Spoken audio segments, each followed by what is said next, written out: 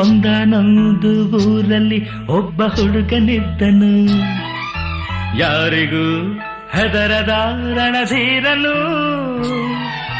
ರಾವಣನಂಥವನೊಬ್ಬ ಅವನ ಸಾಕುತ್ತಿದ್ದನು, ಕಾರಣ ಹುಡುಗನು ಅನಾಥನು.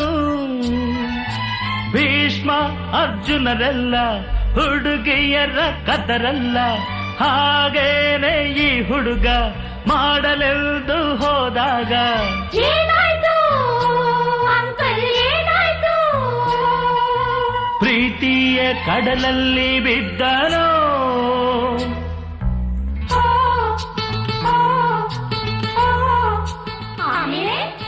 ಲಾಲ ಲಾಲ ಕರನ ನಾನನ